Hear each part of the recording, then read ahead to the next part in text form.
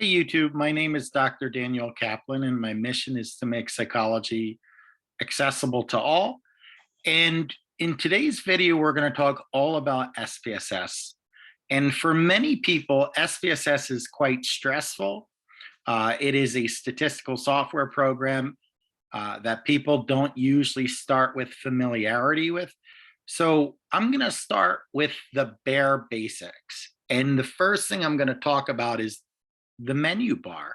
So I'm going to pull up SPSS and show you what the data file looks like, and we're going to go from there.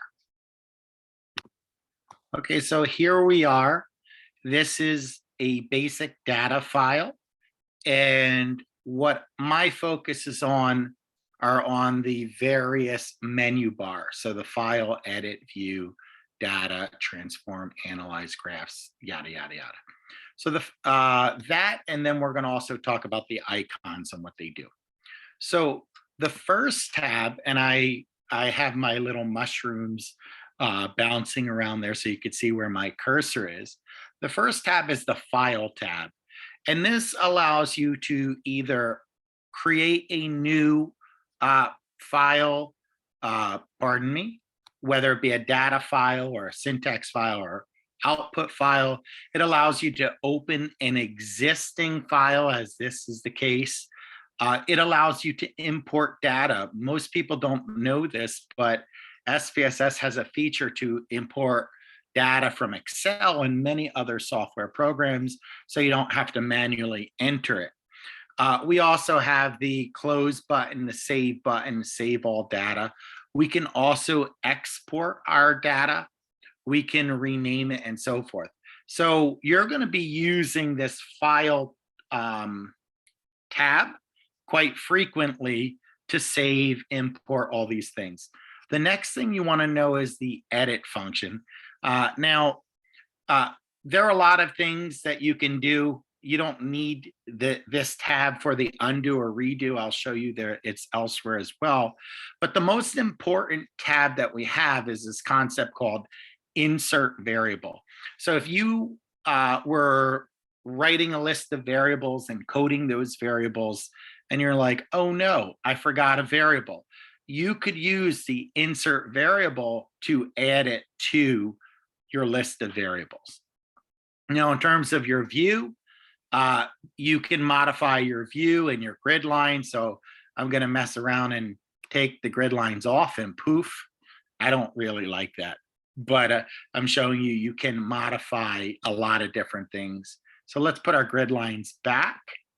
We also, once we code it, we can toggle between the data and the coding views. We're not going to worry about that. Now, the next two tabs are probably the tabs you're going to live in the most. So the transform tab is really cool. So you have the ability to compute a variable. So let's say you had a survey that had 20 items and you had to calculate an average. You could use compute variable to add all of the scores for that 20 item survey for each person, and it will do it for you and it will populate. Now, I don't expect you to know everything today. All I'm doing is introducing you to what is our data file. So we're still in variable view as well. Then we have analyze. Here's where all of your statistics are going to take place. So everything from a frequency distribution to your descriptive statistics to your inferential statistics, it all can be found in this Analyze tab. Now, if you are doing a poster or you're doing a publication, you might want to create a chart or a graph. And in the Graphs tab, you have the ability to build charts, a whole host of charts, whether it be a line graph, whether it be a bar chart, etc. It has various options for that, but that's after your data is collected and entered. So we'll come back to that when I have a file up that has data. The next icon is the Utilities tab, and this is more of a, I want to say this is a sophisticated tab that most people don't use unless they're like more of an expert in this discipline. So it's not really used often. Well beyond your introduction to psychology and your graduate level psychology statistics. It's well beyond it. So when you're in the field, you'll learn more about the utilities. And same thing as we talk about the extensions tab. Now, the Windows tab, it allows you to minimize all windows or control.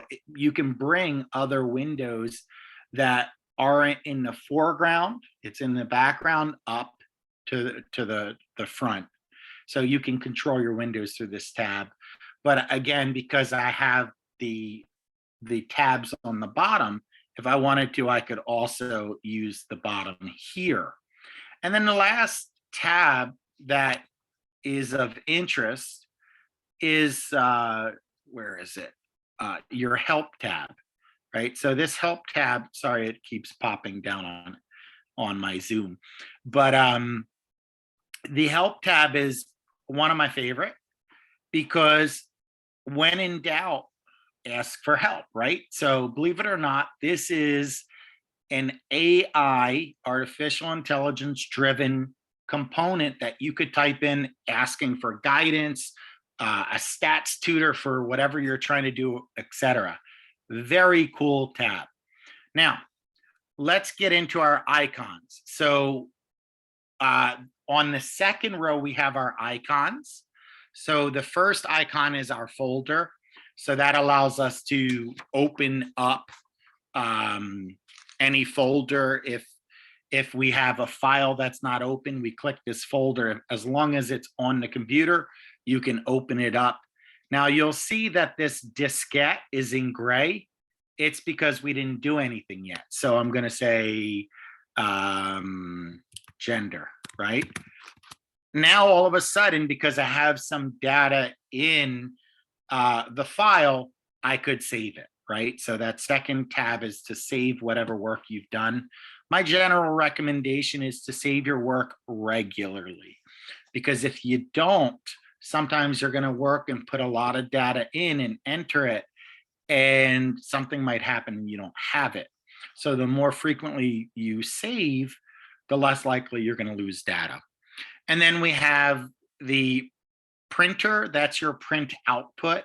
So you can print your results that way. And then we have our Windows tab. So this is for us to understand previously used dialogues that we might have had in SPSS. The undo and the redo tabs are pretty straightforward. We can search and go to case. Now, remember how we said in the edit, we have the capacity to insert variables and whatnot. Here, if we're looking, we can also go to a specific variable and see what's going on and whatnot. Now, this tab here is just a click button to run descriptive statistics. Descriptive statistics are frequencies, mean, median, mode, things like that. The binoculars allows you to find something if you wanted to search. If you have a Mac, you usually do Command F. You don't need to do that. The binoculars will help you with that. And then you have the capacity to split a file. Now that's really cool. If you have a large amount of data and you wanted to separate it out into different studies, you can split files one to the next. You could also select cases. The values and labels, I'm going to show you this again later, but this is when you're in the data view, switching from numbers to whatever the categories are that we established. This is variable sets, and you could actually manage your toolbar and add more icons. So you're probably thinking, okay, why did I spend so much time on just the tabs and the icons? Because I want you to be comfortable with SPSS. And you need to know what each function does. And we're going to be using those tabs and those icons in later videos. And I want you to be in the same spot as I am. So to recap, in today's video, we covered all of the tabs on the top and the icons on the second row, explaining what their functions are. If you forget, it's okay to replay this video. If at a later video you're not sure what's happening here, you can always come back to this video. It's all going to stay on YouTube for you. So once again, I hope this was helpful. And please, if you found this video useful, hit the like button. More importantly, if you really want more help, subscribe to the channel. You're going to get a whole bunch of information. I have videos on every subfield of psychology pretty much, but this is focused on SPSS. And then last but not least, if you're wondering, did I upload a video or not, you can always hit the notifications tab. So once again, thank you for your time. I hope this video was helpful. And then in our next video, we're going to start talking about the data file itself. So take care, everybody. Till next time.